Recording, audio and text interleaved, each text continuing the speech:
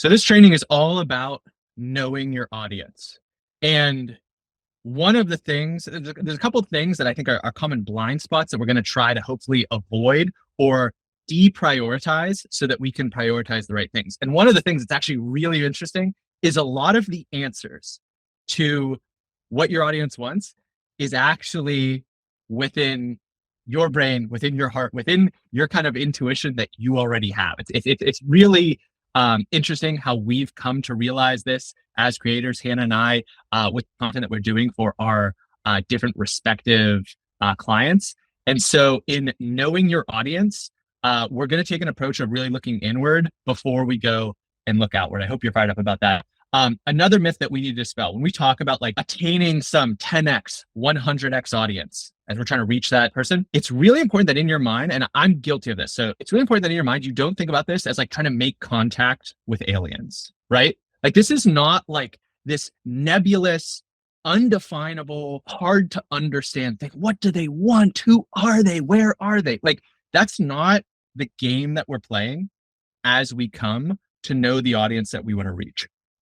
It's a lot more practical. They look a lot more like this. They are sitting at a desktop, sitting in front of a TV, looking at their phone on the toilet and consuming content, right? Probably a lot of the similar behaviors I'm guilty of, you're probably guilty of when it comes to watching different videos. And so staying grounded, staying rooted and simply like, this is the person metaphorically who is going to be seeing this and working backwards from that perspective. So just in general, like recognizing this is what it probably looks like when the video that you produced is getting consumed. And what you need to do with the title, with the thumbnail, with the intro, with the body of the video is tell your audience, this is for you, which is very different than this is for everyone, or this is for all comers. This is for all shapes and sizes, any single way you want to slice it. No, this is for you. Hey, business owner with 30 employees who feels like life is crazy. This content, this EOS system is for you. Hey, person who, went rock climbing twice, is super into it and trying to figure out like how to get more into this sport, lifestyle, however you want to slice it. This is for you. We can make that abundantly clear. And we have an exercise that's actually going to be more of a workshop for how to do that.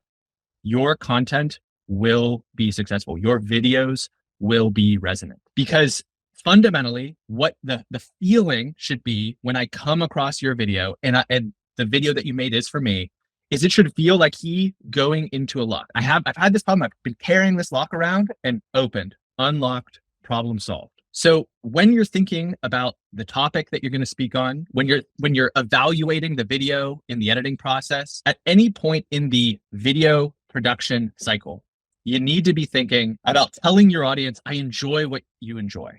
I've been in your shoes. I know who you are. I feel your pain. I've solved that problem. I see you and I understand. And it's actually really, really easy because of the shoes that you've been in. Every single person here that I've, that's in the guild, you have felt these pains. You have seen these issues. You have been in those shoes. So trust that instinctually as you're making this content. Do not try to play this part or once again, back to like reaching some alien, some person that doesn't exist. Reach the person that you know exists because you've been in their shoes. That is the power of video as a medium, is because it's conveyed not just through the text, the words that are designed, it's through your body language, it's through your tone, it's through your eye contact that someone knows, oh, like I've been there. Like I when I tell you earnestly, I've made videos that were complete duds. Literally like 4 views and 2 of them were like a parent and a girlfriend. Like, man, that is a gut punch. Like, wow, I am embarrassed. I'm frustrated, right? So if we're doing better than that, if I can turn it around from that point, anybody can. And I want to help you with that. Anyone know this guy on the top left? It's David Ogilvy, one of the all-time marketers, all-time admin from history. He used this exercise as one of his first exercises when he was just starting his business, that he eventually sold for $864 million. And this was like back in the day. So it's actually been like over 2 billion in today's dollars. But he wrote down exactly who he wanted as a client. And of that day, Campbell's Soup, General Foods, Lever Brothers, Shell, these were like the big kahunas of Madison Avenue Fortune 500 companies. companies. And he made it all happen. All of those companies eventually became clients before he went on to sell his company. And Hannah dropped in a manifestation queen here in the on the graphics. You can tell who is actually designing the graphics for the PowerPoint presentations. So I mentioned in school, if you haven't done that, please take a moment to do it now. Grab a piece of paper. If you don't have a piece of paper and pen, you can open up a Google Doc, but it'll just be a little bit more resonant and powerful if you're doing it on a piece of paper.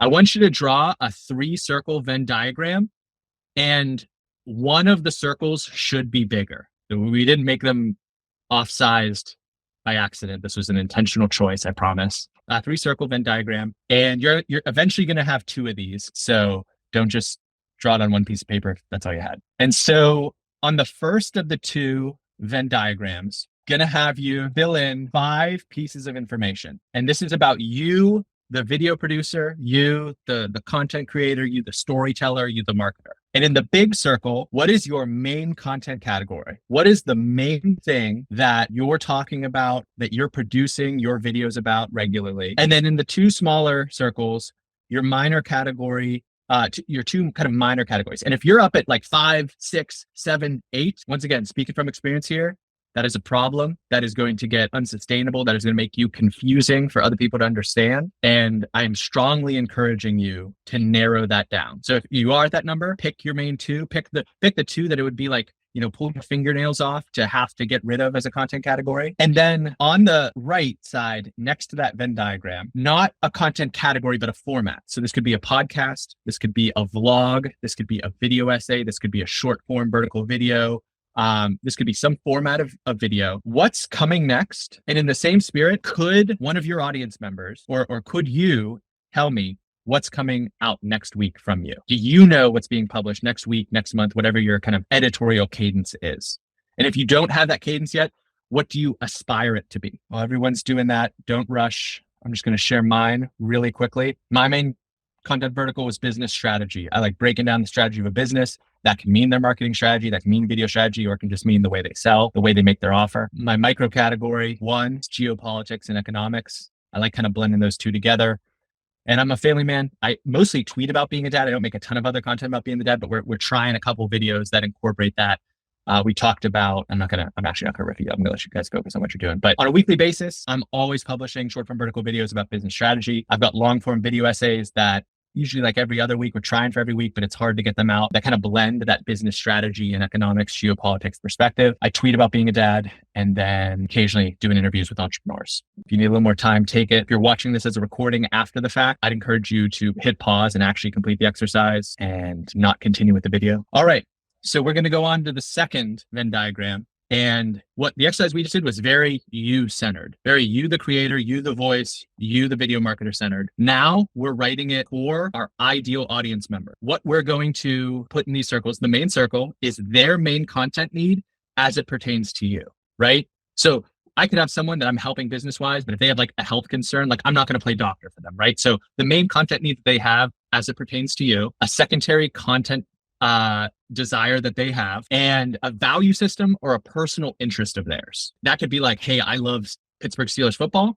That could be, I have, family values.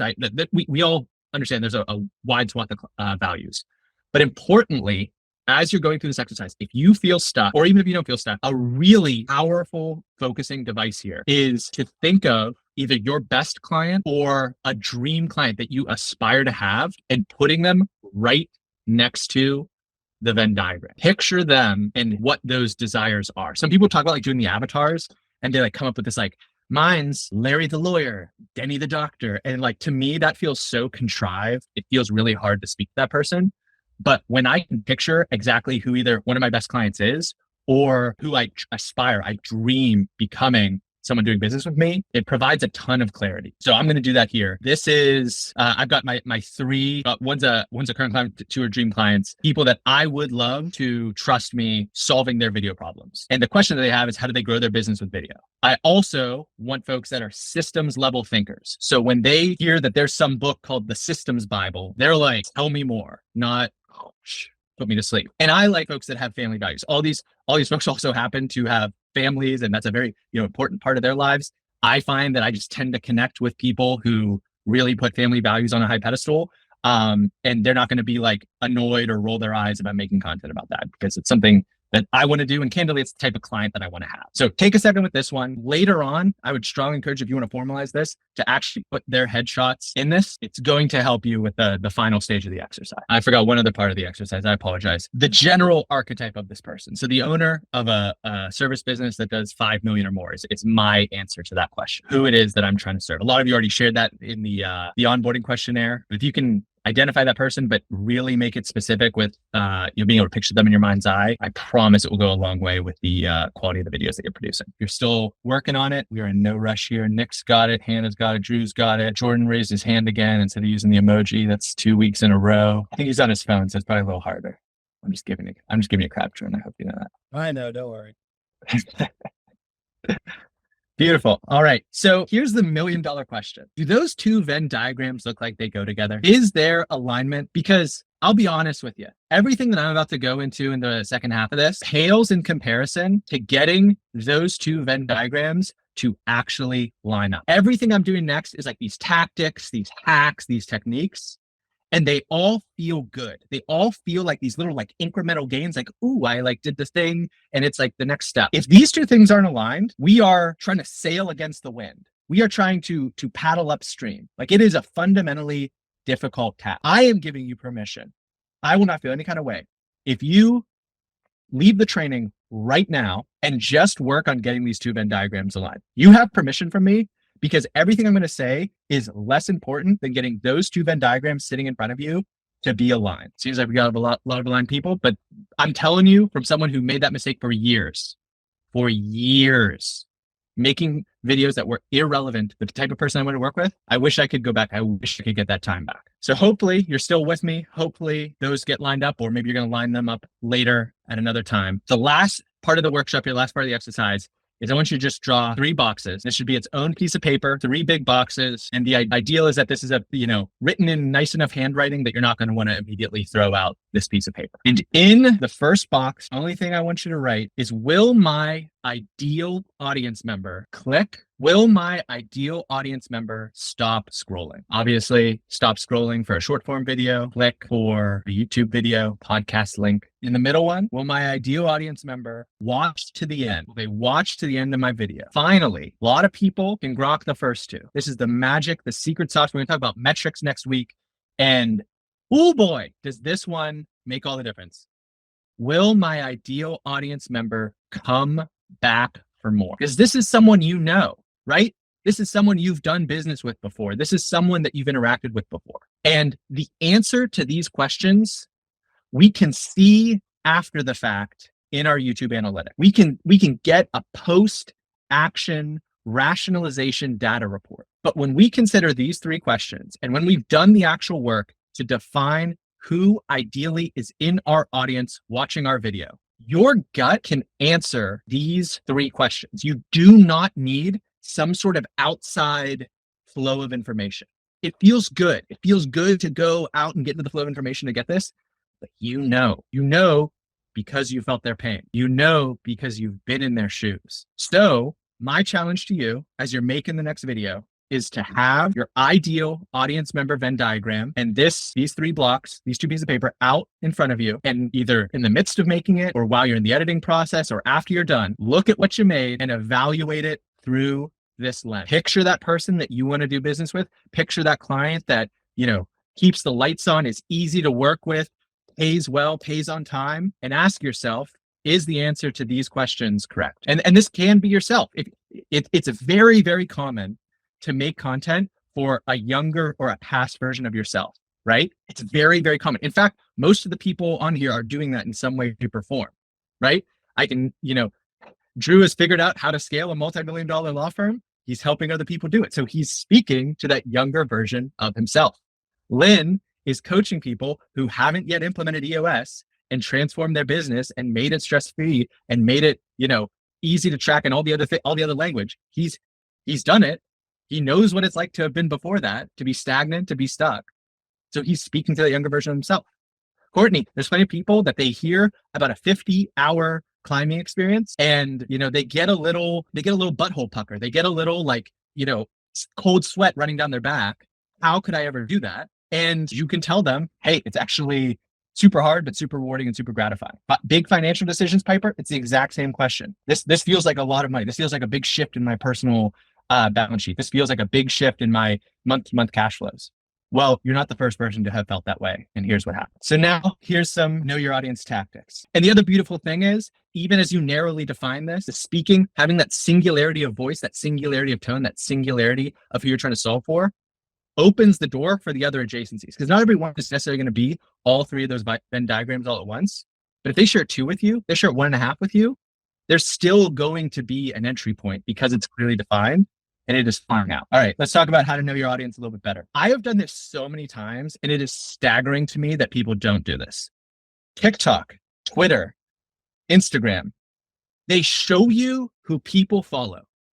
And some people have like crazy, like thousands and thousands and thousands of people on their list. But some people literally have like 300 people, right? You can go in and figure out exactly who they follow, exactly what they are consuming, and reverse engineer that. You don't even have to have them tell you. You can see, oh, they like that. This is their, and unfortunately, it will literally reveal their political leanings, their family values. It's all revealed. It's actually freaky that this is like public information, who it is that you're following, their aesthetic preferences. I can tell you Hannah's aesthetics just by going into that following section on Instagram. She doesn't even have to tell me, right? So you could go in, find all these dream clients that you may have, because they're out there. I promise you, they're out there. Who are they following? Where are they getting value from? The next one may seem daunting, but I promise you, it is way less awkward and way less nerve-inducing than a 50-hour climb like Courtney might do, or just whatever your reflection is on this. You can send a personal email or make a call to one of these best clients of yours. Don't do this to the dream client. This is not a good first impression, but the best client, the person that you've been serving in some way, shape, or form. You don't have to use these exact words, but hey, what type of videos are you into lately? What type of stuff are you watching, listening to lately? It doesn't necessarily have to be constrained to video, although that would be preferable. And it's because I'm redesigning my video strategy for Q4, and you're on the short list of people that I admire that I would want to watch my videos. I would want to know how to earn your attention and provide value to you in the form of a video. So if I could just understand where you're getting a ton of value these days, I'm going to figure out how I can go one up it. And if you've ever asked someone like their favorite podcasts or their favorite YouTube channels, there's really only two responses. One is like the sheepish, like, oh, I like watch this trash reality TV show, or like, the usual, or it's like them on fire, right? Dude, the Founders Podcast is the best podcast for an entrepreneur to listen to, period, hands down. It's like a meditation on the experience of building a business. You have to check it out. That's not difficult or unpleasant for me to say. I'm fired up to share that. Anyone that's a dream client or a best client has a high standard for what they consume media-wise. You can ask them this question. You'll also get the subtext in this question of what they have time for. One person's going to say, I listen to every Joe Rogan episode for 2.5 hours. I have that kind of time. Or someone's like, I listen to this 10-minute hyper-focused news update, right? That's going to tell you a lot about how long your videos should be. The next one is if you have other people selling for you. Talking, what if they say they aren't watching videos? Great question, Misha. That might be a super specific, like micro truth. This person just doesn't watch videos. They prefer to read / maybe listen to podcasts. But content wise, there's still insight there. So if this person's like, I read business books, like my whole thing is I read business biographies. There's a perfect example. I am trying to build a big business. So I am reading business biographies, or I am reading tactical like reports from in the e-commerce space. I read every single report that comes out from every major agency or consulting firm about how to build a big e-commerce business, because that's my main focus. What if I read those e-commerce reports and turned them into videos? That might not be perfect for that individual, but if that's what a super high level operator and executor of an e-commerce business is doing, then some other person who has more of a preference or appetite for video is going to get an enormous amount of value by you summarizing that report for them in a bite-sized short or a long-form video. If you have other people involved in the sales process or other people who are selling the same thing that you're selling, this is another deep source of insights for what video should be. Sometimes we'll talk about videos that we make. Some of them are content marketing. Some of them are top of the funnel, mid funnel, what have you. We call sales videos stuff that goes in the middle of your funnel that you can basically take the language that you know is overcoming objectives, overcoming objections, or moving someone down the path towards actually closing on a sale, if you have battle tested language that does that, not your theoretical stuff, your battle tested, like, hey, people think that my offering is kind of expensive, but after I use this language, they no longer think it. I often overcome that objection. And that is a great thing to turn into a video that you can use. You'd have that recorded in some way, shape, or form. And if there's someone else selling, talking to them about like, how do you overcome this objection? Does it work? How often does it work? Oh, it works all the time. It's like butter. It crushes it. Okay, I'm gonna package that as a video in my video marketing portfolio. In addition to basic explainers of like, what is the service? What's going on here, right? Half of the people that join this group, they asked us like, so what is actually in the service? What do I actually get? That should probably be a video summarizing exactly what you get in the Piper Video Guild. We're week 2, we're getting to it, but I promise you that's one of our top priorities. This is old school, but this is still super valuable. You can troll through Quora and relevant Facebook groups to your ideal audience member and see what questions they're asking. How magical of a scenario would it be if someone in a Facebook group or someone answering a Quora, I guess it doesn't happen so much with Quora, we're going to self-promote, but imagine someone who saw your video, got value from it, got their question answered, see someone else has the same question, and they just share the video. This was the video that unlocked it for me. That's a ticket to exponential outcomes. That's non-linear when other people are referring your content on your behalf. I am not a big SEO person. It's just clearly not my strength. I'm not saying it is completely invalid, but a lot of the SEO tactics that work for content strategy can also be a part of this audience intelligence piece. I'm not going to spend a ton of time here because I think there's like 3 to 4 people in the group that are smarter than me at SEO. So I'm not going to bother putting my foot in my mouth. But you can see how this is like an SEMrush question about financial advice for doctors. And what do you know? Like the volumes kind of match up for the 2 top results when I YouTube searched financial advice for doctors. Like it's not a new strategy. It is still competitive. It's not as competitive as Google because it's additional step to create a quality video, but that can also be a part of your knowledge intelligence process. If you're solely doing it on the basis of like purely optimizing around keywords, I think that it can deaden the authenticity of your voice a bit, but it's still a place to generate ideas and understand what people are searching about you. Another strategy that I love is called the Dream 100. Rate 100 if you know the term Dream 100. Some people know this in the sales arena. Lynn does. This was popularized by like Russell Brunson, some other people. And what you can do is build a list of the 100 channels that serve your niche, that already serve your ideal audience member. So the big one, like for us and what we're doing with business strategy, is John Coogan. John Coogan makes these big video essays, these big long form, high production videos, absolutely crushes it. Like he's beaten us to video idea. Like we were like working on a video idea and then he releases a video and literally we kill the video because we're like, we can't compete with him. His execution is just so freaking high. But if you can create a list of the channels that are serving your audience and study their approach to writing titles, study their approach to intro, study their approach to hooks. What we like doing this, is try to actually summarize what is their relative superpower. It's John Coogan. It's the middle one of the 5 here. Is we try to summarize what their superpower is and see if we can find a way to take it for ourselves. So like, yes, I love his channel. The first time you watch it, you're just like, I now have a completely new understanding of the semiconductor industry, Taiwan Semiconductor, and like the geopolitics at play. But as you stick with it, you're like, oh, he's got really captivating, high quality thumbnails. Like they look masterfully crafted. That's a huge part of why he's earning so much attention.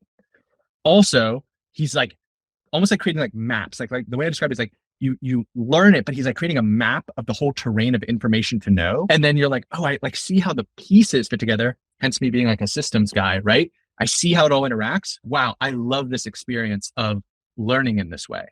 Then can you make your video teaching it like a map, some other topic to the audience that you're trying to reach? Endless insights from building a Dream 100 list. Finally, and I know that this is going to be controversial. People are not going to agree with this. Twitter is a fantastic place for audience insights. You have to mute words. I mean this very forcefully. Like I put the mute thing here on the left first.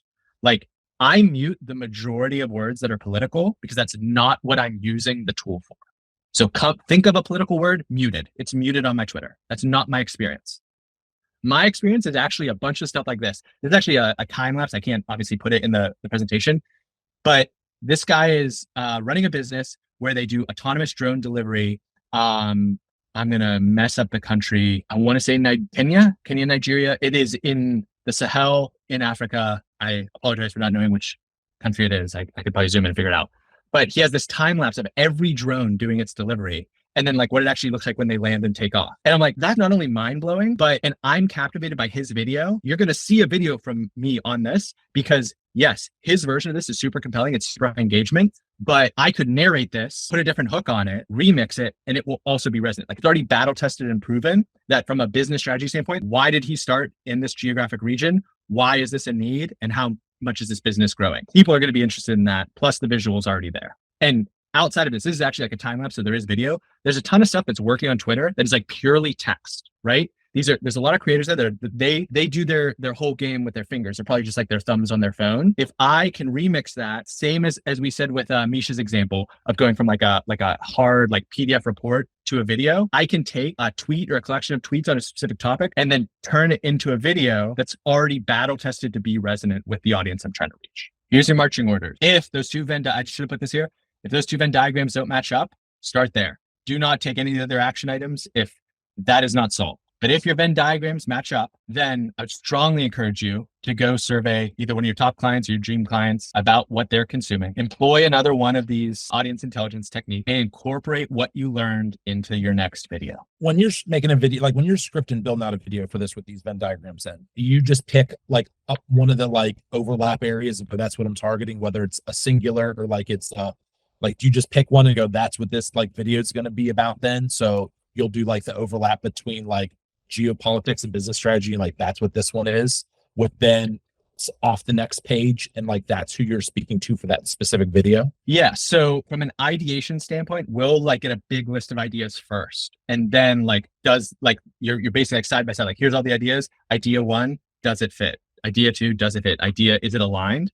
And obviously if we can hit something that does all three, fantastic, let's go. But I could live just in the top circle by itself and be okay.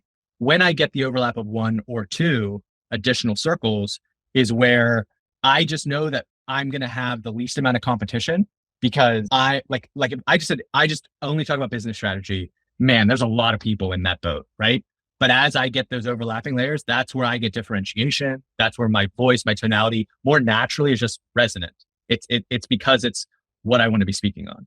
Got it. Thanks. How specific do you think these to go back to what we're looking at here, like business strategy, like the main topic and then the two minor ones, like how specific should they be? Like you just said, business strategy is pretty overarching.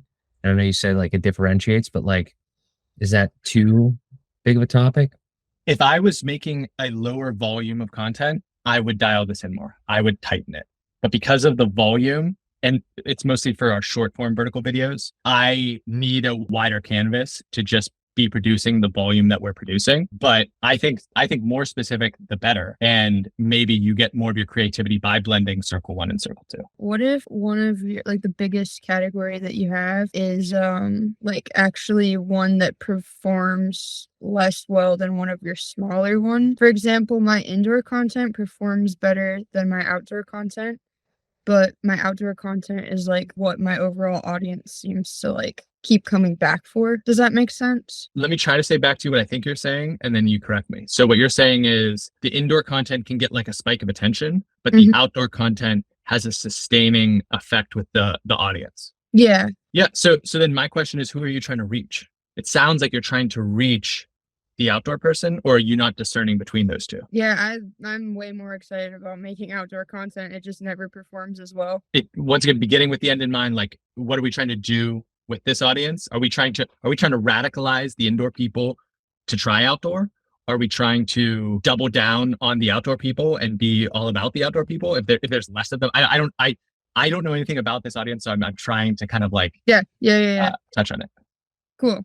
No, that's helpful. That's a helpful starting point. Because if they're not going to return, then there is a cap on what the impact can be, right? If you have one video and it was like completely orthogonal to everything else you make, and no one comes back from it because they like expected you to, I'm going to use a different example because I don't really understand rock climbing, but if they're expecting you to kick soccer goals and instead you mostly run around a track, it's not actually serving you long term. There's going to be very low overlap between those Venn diagrams. I also think, Courtney, like because I am super familiar with your content, a lot of your, just purely from my viewpoint, a lot of your indoor content, your ideas are rooted in a lot of more like zany creativity for the indoor bouldering stuff, while the outdoor stuff is a lot more focused on like general guides to outdoor climbing spots. The indoor stuff, you're forced to get more creative because you're in this one gym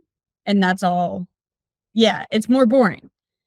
But if you leveled up, if you applied the crazy ideas to the outdoor bouldering or outdoor rope climbing, I think you could find some sustainability there. So much of like sustainable content, and exactly what Aaron was saying about looking at what your competitors are doing in your niche.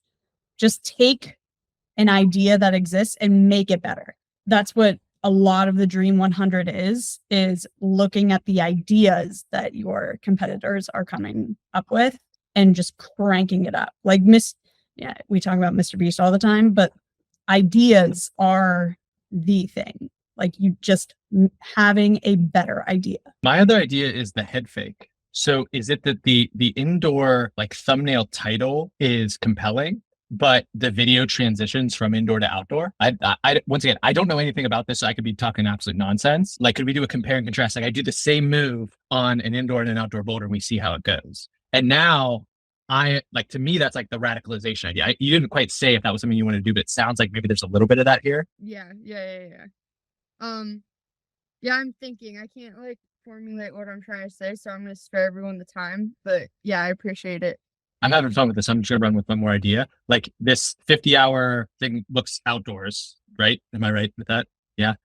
Like, how did you train for the 50-hour thing, including indoors? How to train indoor for a 50-hour outdoor? Like that's overly simplistic. Don't actually literally do that, but like that plays the connection point, and it brings someone who's only comfortable on inside climbing concepts.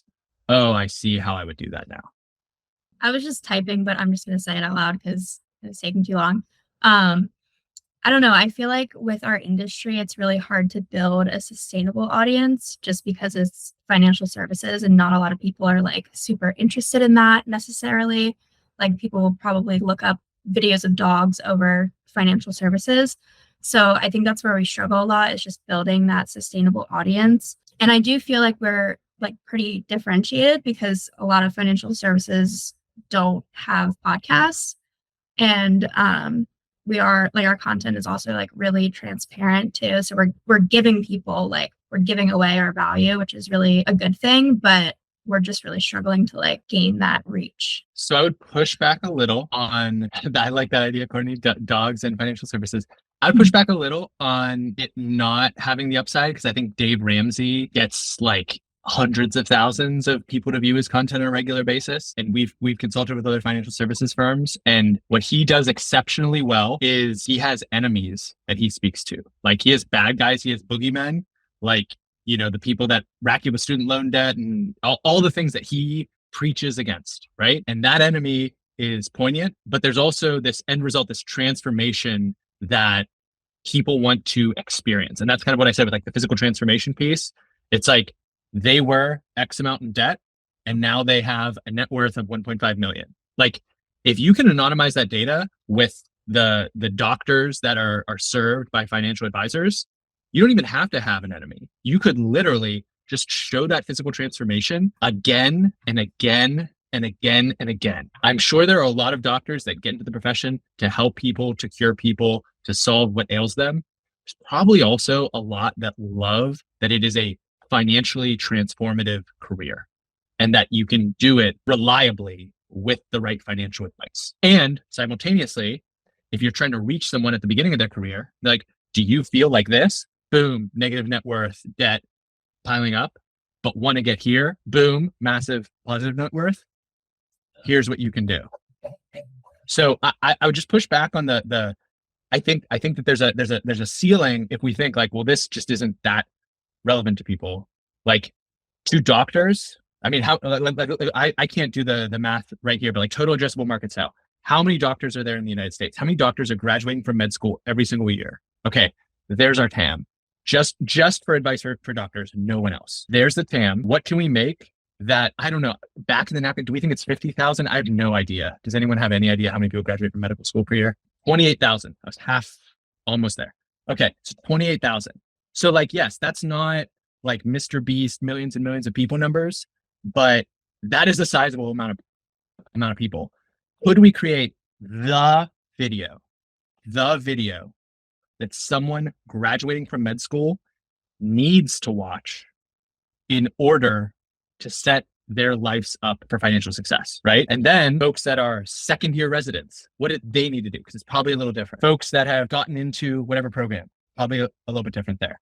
Like right there, we have 3 pieces that if there's a compelling thumbnail, a strong title, a compelling intro and hook, and really quality information in it, will earn you someone's trust. What's the lifetime value of that client? It does not need to be a huge amount of people, but that is the type of thing that would absolutely get shared, consumed, digested. Gotcha. Thank you so much. That was helpful. What did Misha say? I feel like millennials are spending more time educating themselves on wealth management, so it might be surprised how many people want to.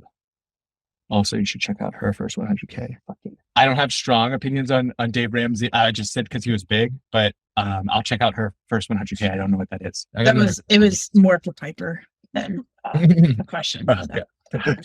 I got another quick one if we have time for it. I think a lot of people in this group are similar to this, but like as a service-based industry, we're like, you know, trying to speak specifically to people that in my specific case, like that need websites built.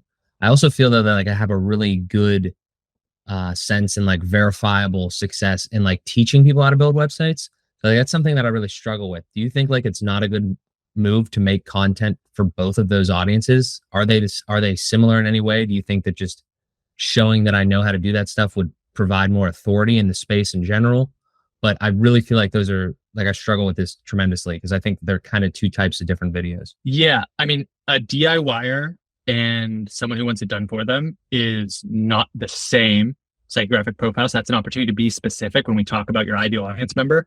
A DIYer has a very different budget for a website than someone who just wants it done for them and wants it to work and wants a specific outcome. So clearly defining that, and then more clearly defining what the problem is for the person that wants it done for you, DFY, would be what I would be aiming for. And then in terms of, immediate wins, showing me transformations or doing teardowns of the website of someone in that niche, right? So if I'm trying to reach, let's pick an industry. I'm trying to reach marine biologists doing more than 5 million a year. I don't know for sure exactly what the marine biology business is doing, but I'm going to try to find all the websites for all the businesses in that area. And then I'm going to do tactical, like, here's how we could help this entity save more fish or, save the reefs or like whatever it is their objective is. I'm also not a marine biologist expert, so I don't know why I picked that, but I was just trying to come up with something that was like completely orthogonal. Yeah, totally. No, that makes sense. Yeah, I think just the second part that I struggle with, that makes total sense because everybody would want to watch that. Like everybody in that space basically would want to watch that. It's just like, I definitely want to work with DFY people, like people that want, stuff done for them, like you said earlier, and like good clients.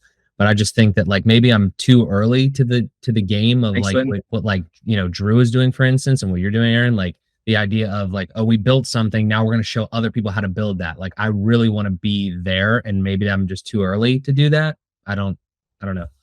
No, that's just what I struggle with. Yeah. I would say that there are options in the sales process. Lead comes in, you want to do it yourself, or do you want it done for you? We have both of those pathways, but you're going to get what you attract and who you speak to, right? If we're talking about like penny pitching, like that's not, in my opinion, that's not the strategy of the person that drops, I don't know what the number is, $50,000 on a website, $100,000 on a website. Like that's just not what they're looking for. So instead of like if that's where you want to get to, if you want to talk to the DIYers, then you should make content that lends itself to that DIYer.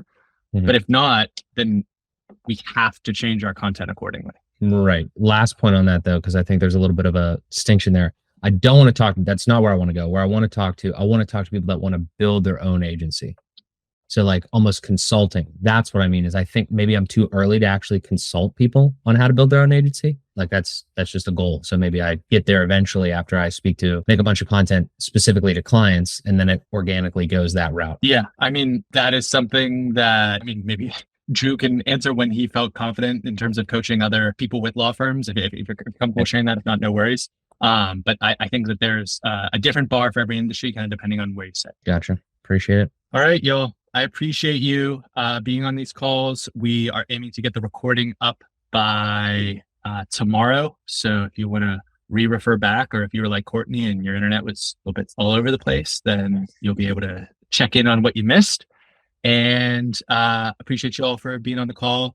Let me just shout out what I shouted at the beginning again. Eventually, this community will be the most valuable part of the group, of the guild. I am 100% confident of that because of our ability to give each other feedback, to be radically candid. Misha, I shouted you out at the beginning for being doing one of our values, privilege, transparency, and showing the back end metrics of a piece of content that you did.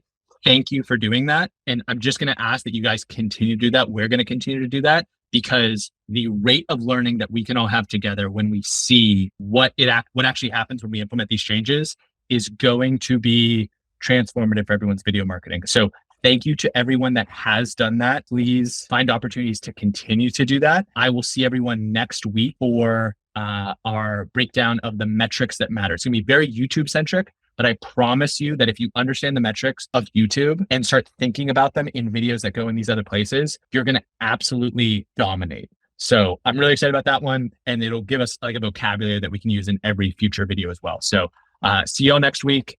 Have a fantastic remainder of your Thursday. Watson out.